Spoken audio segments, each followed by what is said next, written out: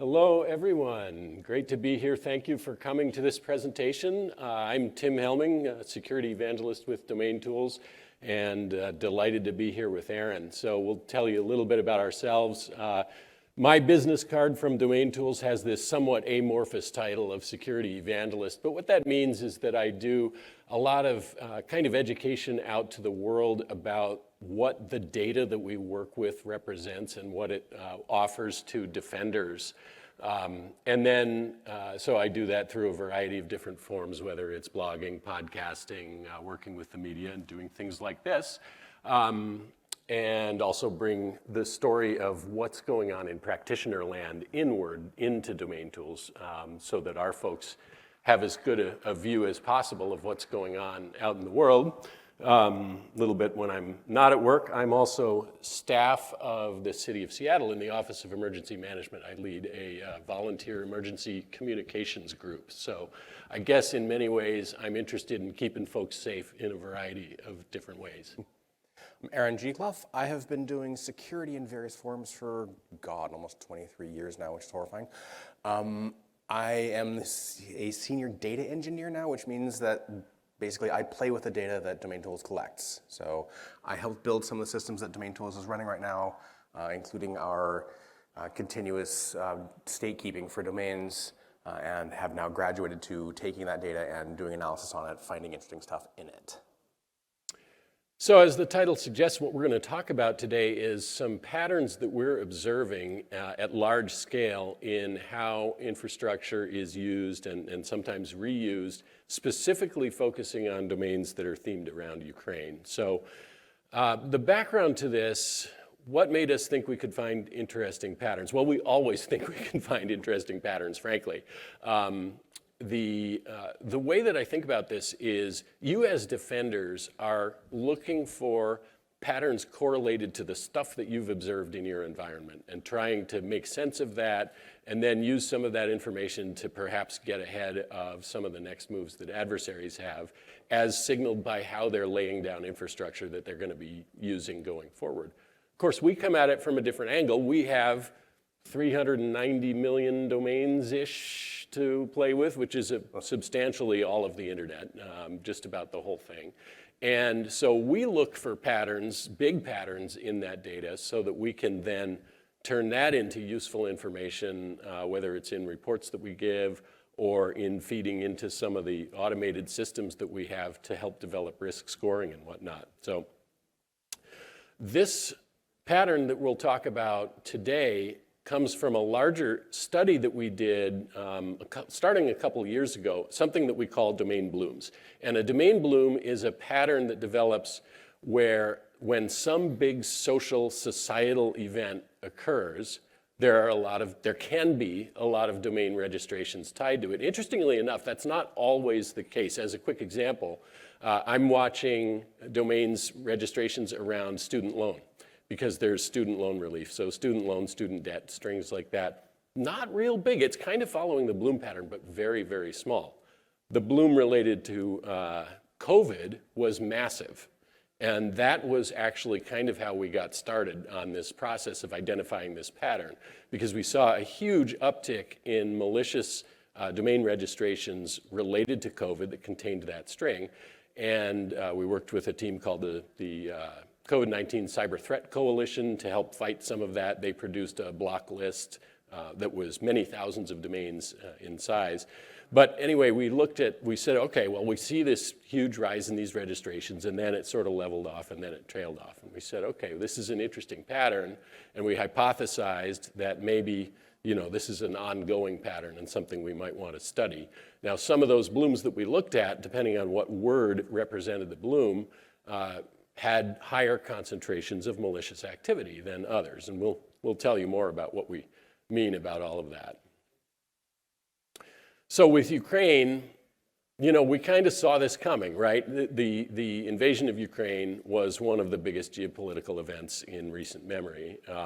So it had, if any of you were just in the keynote that ended a little bit ago, the online echoes of the Ukraine war are massive, clearly. And that's true generally of any big societal event, but especially so maybe in this one. There were obvious keywords that we could tie into to identify the domains that represented this bloom, so we figured, yep, we better start paying some attention to this and see what we find in there. And so when we first started looking at these, it was obvious there was some stuff that was malicious just from the first day of the invasion. You know, overnight, the Wednesday night, the invasion started.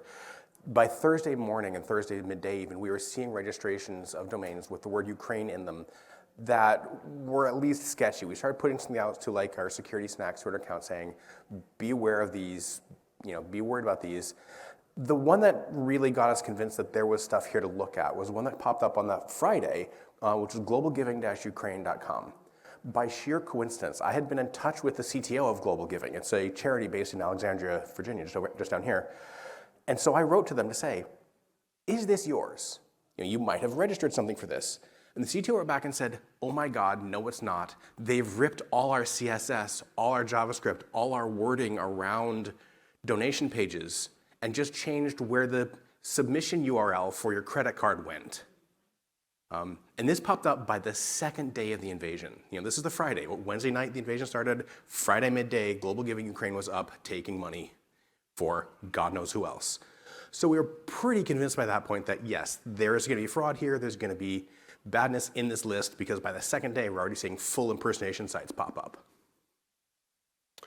So, you know, we started asking some questions about this. If we're going to make a study of the patterns in this and of the domains that we're seeing, especially if the scale starts to boost up the way we kind of had a hunch it would, we had to think about looking at some of the attributes of the domain. So examples of some of those things were, you know, slicing and dicing them by the country that's hosting, the IPs that the domains are on, what registrar were they registered with, registrant info, other DNS type info. So we wanted to look at those different aspects of it, and then having some of that info about the domains as a whole, then applying the same questions to the bad domains so that we could figure out, do some of those attributes correlate more highly with the malicious domains than with the neutral ones?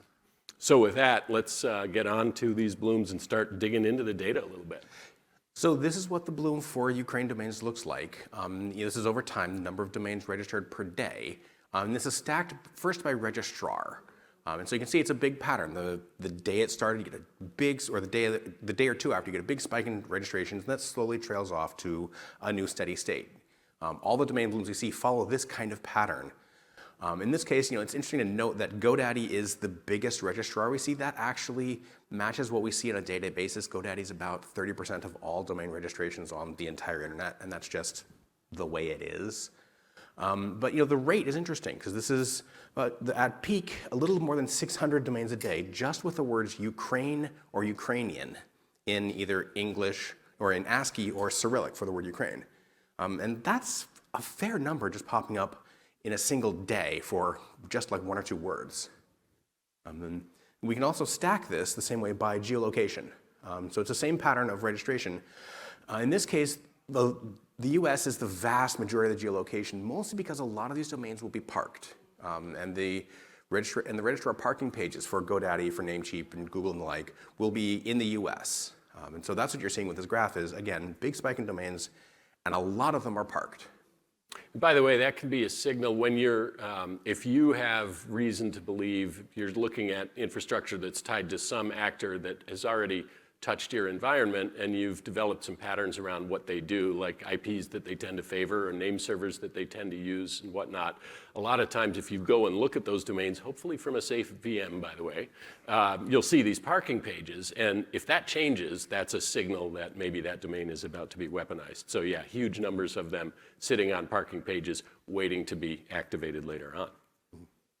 So we keep mentioning bad domains, so I thought we should take a second and talk about what we mean by bad here. So at DomainTools, we provide some risk scoring for domains, and there are a couple of sources of that and a couple of different things that these scores represent. Part of it is observational. So in our world, if a domain has a score of 100, what that represents is that we have actually seen that domain on a threat intel list. We can't say which ones they are, but you've heard of all of them. And so these are observation-based. Somebody reported the domain, confirmed badness in the wild. Then we provide predictive scoring, because that's one of the things that early on we said we're sitting on this mountain of data about domains. One of the things we think that we can do with it that'll be valuable to society as a whole is provide some prediction about domains that are likely to be bad. So the way that those predictions work is a couple different ways. One of them is through a type of scoring that we call proximity. And proximity basically means how rough is the neighborhood of the internet that the domain is on. So what I mean is if the domain is on an IP address that has 10 domains in total and 8 of them have already been convicted of some kind of badness, there's a really high chance that those other 2 are probably not just coincidentally on that IP. It's probably an IP that some actor favors and is using for their infrastructure. So they inherit a higher proximity score. The other scoring that we do for phishing, malware, and spam are where a few years ago we hired some data scientists and we said, look, we've got this huge mass of domains. Take some corpuses of known phishing, malware, and spam domains and look at all the features of domains that we know about, everything from patterns in the domain names to the age of them to the infrastructure that are tied to in DNS and whatnot. And they built classifiers that would take those features and then be able to give a sort of a confidence score of how closely a given new domain, for example, resembles the ones that were known to be phishing, malware, or spam. And so those classifiers deliver their scores, proximity delivers a score, and that's when you see what we talk about in terms of average scores. The score for any given domain is basically what we just make it the high watermark of what proximity, phishing, malware, or spam say about that domain. Important to note, what we don't have in that scoring is things like different kinds of fraud, counterfeiting, that kind of thing, or on-screen online content, things like hate speech or blogs or that sort of thing. The classifiers don't know how to look at it from that perspective, so they are looking at these things from the perspective of phishing, malware, and spam. Where we think that intersects with Defender land is that if you're looking at security controls to block bad domains, phishing, malware, and spam are kind of things that you're going to tend to look at various kinds of controls, whether it's SMTP proxies, firewalls, IPS, whatnot, to deal with. And then other stuff like on-screen content and so forth is more the realm of web proxying and some of the great technologies that are out there for that. So that's what we mean by badness. So let's go in and dissect this Ukraine bloom now. So as I mentioned, the contents of the bloom itself is newly registered domains with the string Ukraine or Ukrainian, and Ukraine also in both Russian and Ukrainian Cyrillic. We didn't do Ukrainian and Cyrillic because there were just too many conjugations. It got to be a real mess. That totaled up to about 19,000 domains as of late summer this year. And so we started this all at the day of the invasion to the end of summer. So that's the scope of the time range we're looking at. We'll mention at the end, we'll have a URL. You can actually download all these from us. We'll leave a URL to do that at the end. We're giving away that feed. And we'll talk today about 3 different methodologies we looked at to pull this stuff. And part of what I want folks to take away from this isn't just magic. These are things you can do yourselves for your own data sets. And we'll talk about what these are. First, we'll talk about concentrations of badness organized by TLD, registrar, things like that. We'll split up the domain names into words and talk about our particular words correlated to badness or correlated to particular activity. And then we'll do what's called an auto pivot, where we'll look at connections to the domains in question, like their registrar, their registrant, and then from there go out further to say, did that registrant register lots of stuff? So first up, concentrations of domains. So what you see in the little screenshot there is from something that we publish periodically called the DomainTools report. And in that case, we're looking at the whole internet, and we slice and dice it by the same kind of features that I was mentioning, top-level domains, registrars, and so forth. And what we do with that is we identify these hotspots where we see concentrations of malicious activity. And so what we measure, and you'll see this math a little bit later, not the math behind it, but the results, is something that we call signal strength.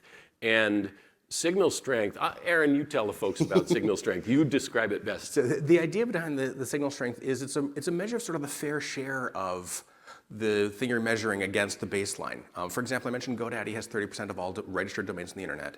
If we then look at domains that are considered dangerous or marked bad, If we assume that bad domains are distributed the same way as registered domains, then we would expect GoDaddy to have 30% of the bad domains the same way they have 30% of the registered domains. If they have more than that, then they have more than their fair share of domains, and that's an interesting signal to consider. And if they have less, that is a negative signal. And that's the idea of this signal strength is we assume that both the concentration of domains and the concentration of whatever kind of domain you're analyzing are evenly spread or equally spread. And so if your concentration of let's say bad domains, or in the case we're going to look at here, Ukrainian domains, is different than the concentration of domains across the board, that can be an interesting signal. So let's talk about these signals. First up, we did this by ASN. For those of you that aren't packet heads, the ASN is roughly equivalent to the hosting company where the domain is run from. It's not exactly, but the connection is close enough. And this is the top 5 signal strength ASNs for this. It means they are overrepresented. They have more than their fair share of Ukrainian domains compared to how many domains they have overall. And the couple of these are actually benign. Number one is init.de, which is a German IT services company. If you look at the domains in question, these are all Ukrainian refugee sites. This is how do you apply for refugee status in Germany. So this is not surprising. This is probably benign. This is a services company. The German government said, we need to stand up a refugee portal quickly. You guys do it. And they'd never done anything in Ukraine before. They'd never had very many domains before at all. So they jumped to the top very quickly. 3, 4, and 5 are also European hosters. Number 4 is actually a Spanish hoster, but they've got a data center in Ukraine. So it's not an enormous surprise that a Ukrainian company or a Spanish company that has a data center in Ukraine would have more than their fair share of Ukrainian domains. Number 2, on the other hand, number 2 is really interesting. That's, the company's called Brown Rice Internet. They're a web hoster based out of New Mexico. All the domains that triggered that are things like Ukraine Support Accelerated, Accelerated Support Ukraine, things like that. They all redirect to a URL called ussupport.org. ussupport.org claims to be a charity sending money to Ukraine. I can't find any evidence that they actually did. They have pictures of themselves at a rally with like 8 people attending it. They have pictures of themselves standing in front of a couple of tents and blankets. And the thing that really triggers this for me is they have, as a lot of places do, cryptocurrency wallet addresses for you to donate cryptocurrency to them. One of them is just empty, but their Ethereum wallet has $500,000 in Tether that has been sitting there since early April, gathering dust. It also, just like last week or 2 weeks ago, got a bunch of coins from one of those spin the wheel, get some tokens things. This is really strange behavior for a charity.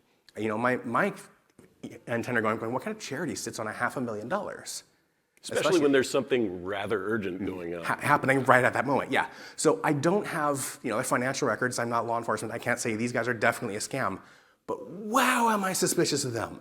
And the point for that is they popped up really quickly from this distribution. They're very unusual, and they're behaving very unusually.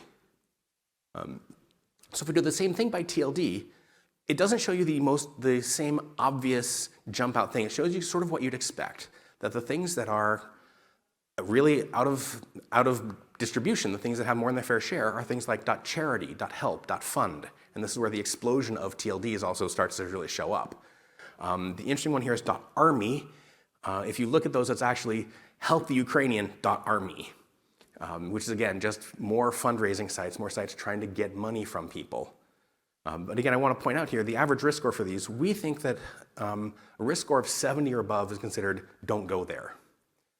And so these are averaging in the 40s and 50s, which means that there's a fair number of the ones, even with nothing else considered, a fair number of these that are just, you don't want to go there. That's starting to get high-ish. If you consider, in our system, we will put a 0 score for domains that are known to be legitimate, and domains that are maybe not confirmed legitimate, but that you can kind of tell are pretty safe, tend to have scores very low, 5, 10, 15. Like the classifiers are pretty clear in their verdicts about a lot of domains. So when you start to get up into the 40s and 50s, you're starting to get somewhere that looks a little sketchy. So that's the distributions. Let's talk about dangerous words. What we want to do here is take the domain names and split them up into their English words and see which words, or if there are any words that correlate to badness. You, of course, hit a brick wall pretty quickly because how do you teach a computer where the words are in a domain name? You have to be able to split this apart. And even if you do tell it how to split the words apart, how do you tell the difference between law yerks and lawyer X, like in this example? Which one of those is the right split? So the way we do that is with a thing we call Zipf's law. The idea is there's a sort of an observational law that says that languages, especially English, follow a power law distribution for the words used in the language. So the most commonly used word is used much more than the next most commonly used word, and on down until it's got this exponential long tail. The graph you see at the bottom is actually word usage from Wikipedia. And so what you can do is take a dictionary of commonly used words in the English language and use those to score splits of a domain name. To say the splits that use the most commonly used words in English first is your most likely split of a domain name. And so to resolve the lawyer X or law yerks split there, you decide whether or not lawyer or law is most commonly used. It turns out, in fact, lawyer is more commonly used, so it would prefer lawyer X. Two interesting limitations of this. The first is that dictionary is really, really important. If it doesn't have a word, the algorithm doesn't know how to split on it, so it can't. And also the order can matter. I mentioned lawyer X versus law yerks. In this case, actually, you probably can't see it at the bottom there. This came from Wikipedia. So redirect is in the top 20. Redirect is not the 20th most commonly used word in the English language, but it is in Wikipedia. So the choice of where you take your dictionary can have a big impact on how you do this. But we pulled Wikipedia plus a couple other word lists together. There's a couple other studies of word frequency in language, and so we sort of jammed them together to get a general dictionary, and then did that against these domains. So as an aside, by the way, Wikipedia is very useful in this case because unlike the Oxford English Dictionary, they don't have a committee that takes a long time to decide that a word merits an entry. It's immediate. So there's a really important timeliness component of the entry of words that come into the lexicon. There could be some word that goes viral today. It'll be in Wikipedia tomorrow. So that's really useful because if we're trying to get ahead of trends in domain registrations, we need that immediacy. Well, it also helps for company names because things like TikTok won't show up in the Oxford English Dictionary for a while. It'll show up in Wikipedia very quickly. Yep. So if we do this split, these are the top 10 words correlated with bad things. And you'll see some stuff that, again, it's fundraising is pulling on heartstrings. So like answering the call, reclaim. These are all words you'd expect for people trying to talk people into giving you money. There's an interesting couple ones here though, like www is also interesting because that's not www.thing, that's www in the domain name, which is a pattern we're seeing for a bunch of things that are trying to bypass filtering. They'll actually put www dash, thing they're trying to impersonate.com.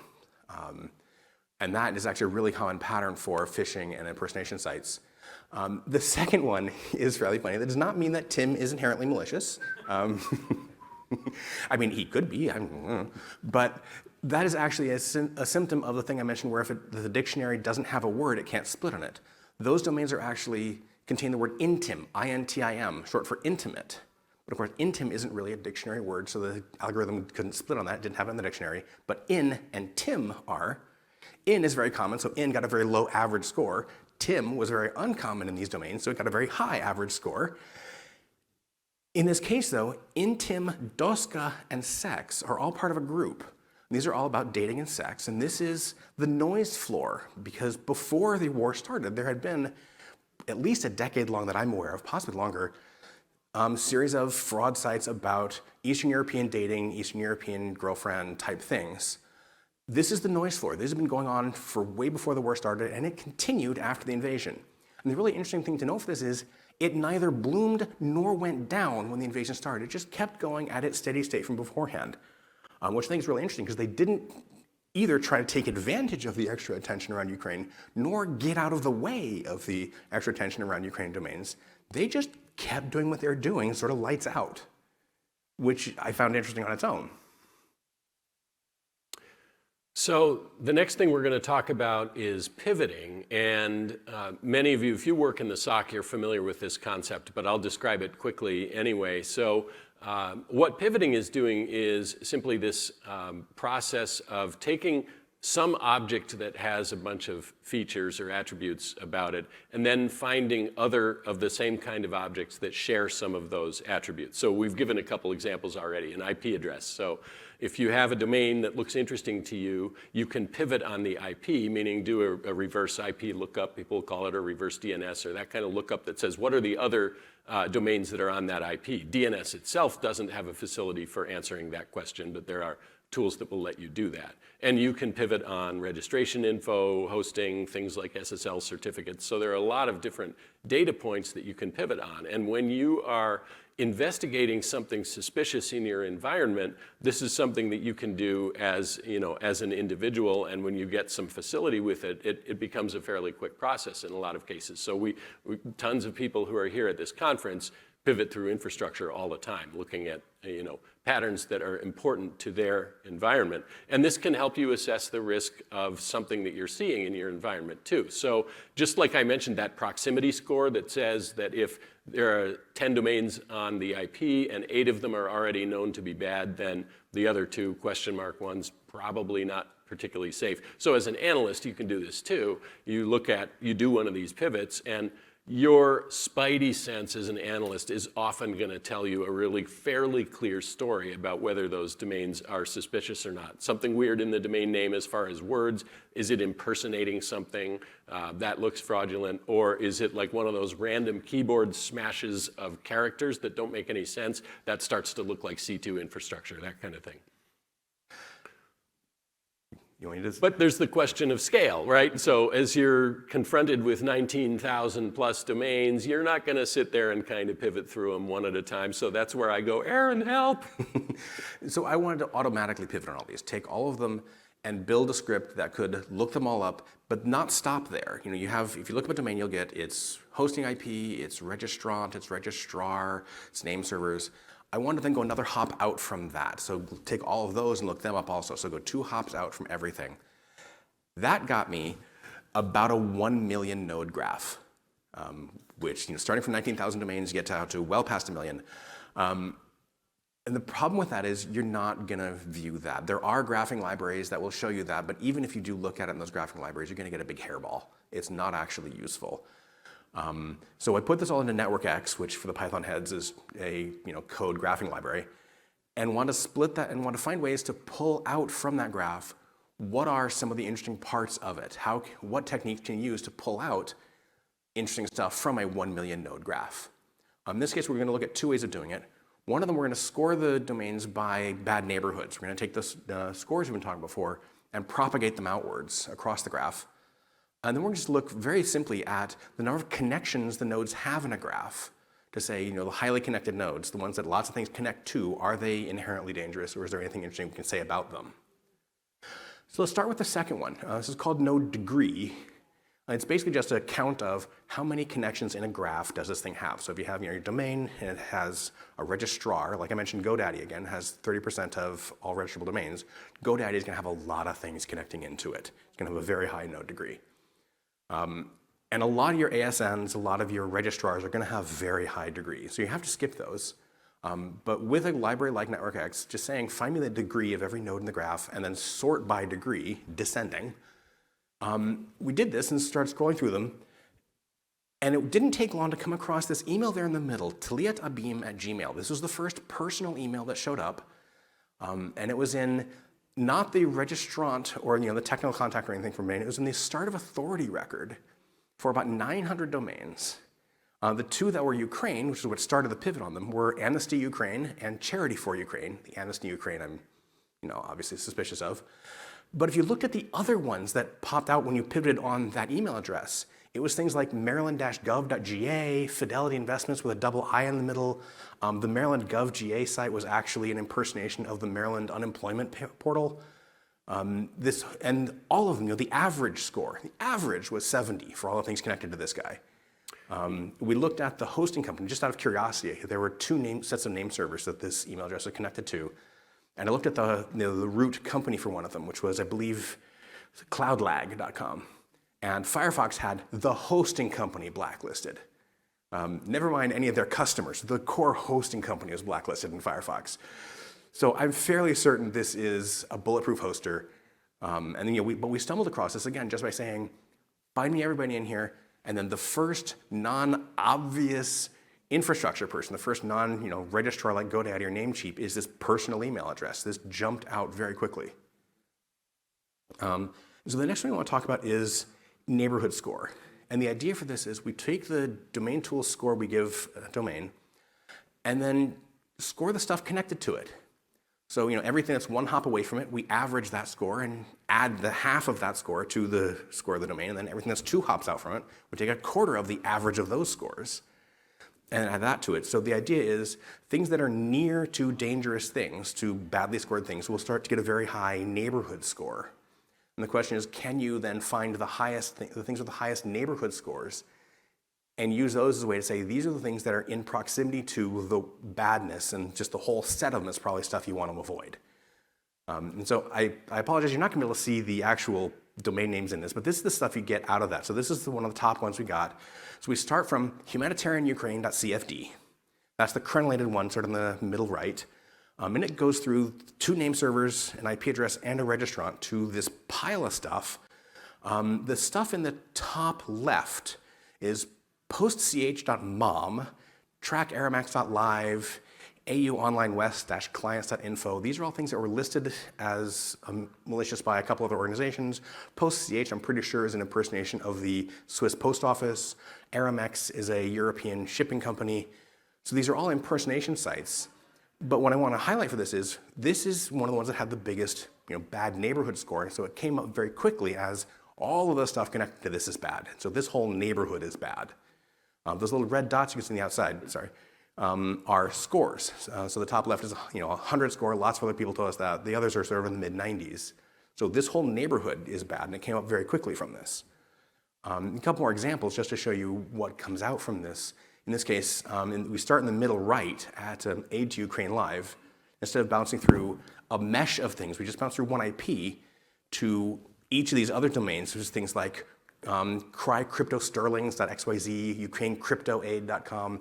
These are all domains that are getting marked as malicious, both by us and by other people. But they don't have to share multiple things. In this case, they're only sharing one property. But the badness of all the others is propagating out to the Ukrainian domain. And same idea here. You start with donateukraine.help. And instead of going through one IP that they all share, it turns out these center ones, nsecure deposit, security, track deposit, -live, they're hosted on a whole bunch of IPs. They might be fast flexing, I'm not sure. But shares only one IP with this Ukraine domain, but that neighborhood of IPs is being used by some badness. And again, it pops up very quickly that you start from one thing, and other stuff that you were learned is bad propagates that score forward. So I felt like this was a good way to pull out, these are the really bad neighborhoods. And you can very quickly see here's clusters of badness in the million node graph. Yeah, and in a legit domain, if you see it with a sort of a halo of IPs around it, a lot of times that'll just signal that they're using a CDN, and all the big companies use these CDNs, so they got tons of IPs. But when you have domains that you know are bad, and you see that cluster of IPs around them, that does a couple of useful things to you. As Aaron said, it can indicate that it's potentially fast flux, and you can go into DNS and look at TTLs and see if that's actually true. And it also gives you a bunch more indicators related to those domains that you might want to keep an eye on in your environment. So that's what we've got. I want to just again highlight, none of these techniques are secret, none of them are impossible. These are all things you can do yourself. And part of my hope for this is you guys are taking these techniques back. Things like relative populations. We did that of domains across the entire internet. You could do that across logins. Group your logins by OU, and then is one OU overrepresented for admin logins. The technique is applicable all kinds of places. And if you want to mess with words and domain names, the power law thing is probably the way to go, because it worked a lot better than ngrams. We tried ngrams, and come talk to me about ngrams if you want. It didn't work very well. And automated pivoting. Again, this was a fairly straightforward Python script. You just need to have the time, patience, and memory to build a million-node graph. And then if you're a defender, it's maybe a slightly different set of things that we want you to think about and take away from this. And the first one is just thinking about the zeitgeist. What's going on in the world? And again, when big events are going on, they will have those ripples and echoes online on the internet. And so one of the things you may want to think about is that when big events are unfolding, you could consider doing some network traffic analysis and look for patterns of those words. So you could build some rules that just say, flag this thing when the word Ukraine shows up, or the word whatever it is that's the latest viral thing that's going on. And in order to do that, by the way, of course, it's very important to have the logs that will contain that information. So here's part of my evangelism today, as I'll talk about. Make sure you're logging some of the right stuff, because domain names tell a lot of tales. But not every device that is in your environment logs domain names. So routers don't, and a lot of firewalls don't. If they're kind of a UTM or next-gen firewall, then they might. You're looking for something that logs HTTP headers. If you're doing HTTPS teardown, then you can get information out of that as well, SMTP headers, all that stuff, and DNS in particular. So if you're logging your DNS resolver, you're going to have a treasure trove of information here. Now, also, if you're logging your DNS resolver and you're a big environment, you're also going to have a whole mess of data to deal with. But there's ways to winnow that down quite a bit. Like you can take the names that appear in your DNS lookups and then eliminate the top 100, top 200, top 1,000 most popular domains on the internet, so you don't see every time somebody made a DNS lookup for Google or whatnot. And once you winnow that down, things start to emerge fairly quickly that are a little bit unusual. The needles in the haystack start to become a little bit more obvious. So there's some pre-filtering that you can do to give yourself valuable log data that can let you then hook into this. And there are a couple other things that can also be useful. I see more and more SOCs that are not trusting newly registered domains. So what'll happen is a process where there's something like domain shows up, quick whois lookup, what was the create date of the domain? Oh, it was yesterday. Oh, it was this morning, whatnot. Okay, that goes on ice. We're not going to trust that domain for some period of time. The different shops have different lengths of time. Not a bad idea. We are seeing some threat actors that are aware of that, and they're starting to register domains and then just kind of put them on the shelf for a little while so they'll age out of those policies. But it's still not a bad idea to be suspicious of brand newly registered domains. You're not generally going to get a lot of help desk complaints about somebody not being able to get to a domain that was registered yesterday. Maybe they can't get to Uncle Fred's vanity blog site that just got stood up yesterday. Not a major business problem. The less common TLDs are, again, you saw some of these, the overrepresentation of the Ukraine domains, but we also sometimes see overrepresentation of just plain sketchiness in some of the more obscure top-level domains. So that's another thing that you may not want to just block .ninja, I'm making that up, but across the board. But it may be something that you want to consider some alerting on. When you see domains outside of the most common TLDs, that can be something that your analysts might want to take a look at. But then, when some kind of either sketchy or a domain that you actually know to be bad is observed in your environment, that's where this pivoting can be really valuable. So let me give a quick example of how that might unfold. So let's say some domain pops up, and maybe it was part of a phishing email or something like that. So you're like, yeah, that's a bad one. Now you go in, and if you want to look at it from an IR perspective, if all you know is there's a bad domain, you can look back through your previous logs and whatnot and say, well, what other occurrences were there of somebody in my environment trying to resolve that domain or trying to connect to it? And that's useful. If there were other occurrences of that, that's somewhat useful. But if you go in and pivot on that bad domain and you find out that on its IP address there are 10 more or 100 more or something like that, or pivot on some of these other things, registrant info or whatnot, let's say that you do that and you arrive at a list of 20 or 50 or 100 other domains that you as an analyst can tell are closely correlated to that first one that you noticed. Well, now you have a search list that's much bigger, and when you go back and look back in time, you could potentially see a lot more hits in your environment from an IR perspective. Oh, these other domains flew in under the radar previously, but now we understand the connection. And we can see that there's a correlation. So, people who are studying APT groups all the time are looking at these activity clusters. It's kind of the same idea, but happening at your scale. And then going forward, similarly, if you didn't have that pivot data, You could block the one fishy domain that you saw. That's good. But now that you know that there are 20 or 50 or 100 other ones that are correlated to it, you've got a lot more that you probably want to at least alert on, if not block on in your environment. So that gives you an idea of what, finding these connections in an infrastructure can mean to you as a defender. When there's some domain doing something bad on the internet, and this is probably kind of true of ones doing good, but it's very true of ones doing bad, it's not a lone wolf.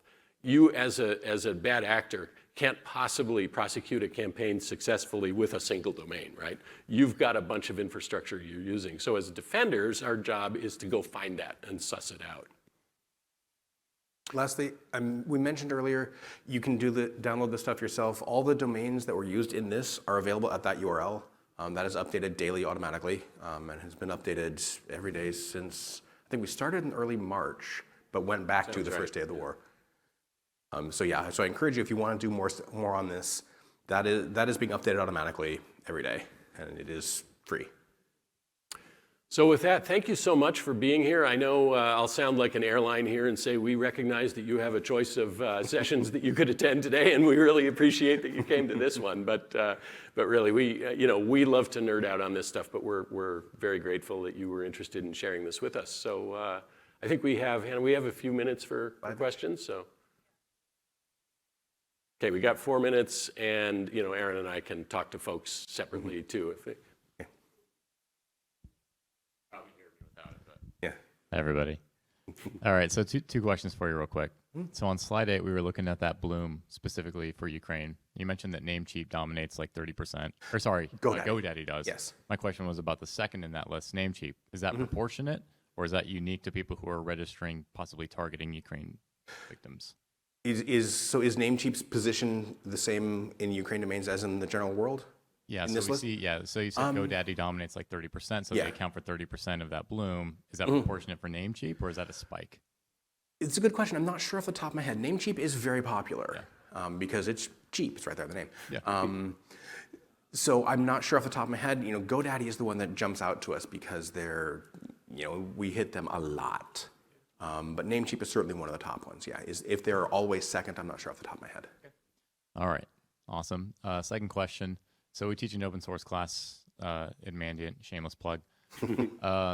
So the question we always get, right, 2018 GDPR made our life a little bit more difficult when we're trying to tear into that registering information looking for uniqueness. My recommendation thus far has been let's look at registration dates, right? If you can group them together, one domain is malicious and it was registered on this date. They're going to register them in blocks. They might not spread them out as a threat actor. So in addition to registration dates, do you have any other pro tips? Like, what are some unique artifacts you can look for in that registering information? Because most of it's masked nowadays. For sure. Sure. Yeah, do you want to? Yeah, so the name servers are always interesting because that's hard. They need it to resolve somewhere, and they need to be able to control that. Name servers are interesting. As I mentioned, they actually came up here. The SOA record is surprisingly valuable. And so pivoting on that is actually also really effective. You can find interesting stuff in TXT records and whatnot. So there's other stuff in DNS, but other than those two, they do anonymize stuff, especially with GDPR. We actually don't get that many GDPR requests. Private registration is becoming the default in a lot of cases, but even there, for some registrars, it's an add-on feature, and so they just don't want to pay the money. So there is still a bunch of privacy registration, and it's getting bigger gradually, but it's not the majority yet. And the other thing that I'll point out, so there's other techniques that are really interesting for that. I just encountered this recently, in fact, where there were some folks I was talking to who had a spidey sense hunch that there were some domains that were illegitimate, but they couldn't find any obvious connections. They know how to do some of the first order pivots that we were looking at. Doing things like building an advanced query that says this TLD, this window of registration times, this registrar, these keywords within the domain names, when you put that combo together, boom, it unlocks stuff very readily. And so those can be extremely powerful in a world where whois records don't give you much to pivot off by themselves. Okay, I think we're being told we're at time. So we're happy to answer other questions, but I think we'll have to do stand over there or outside afterwards. Thanks so much.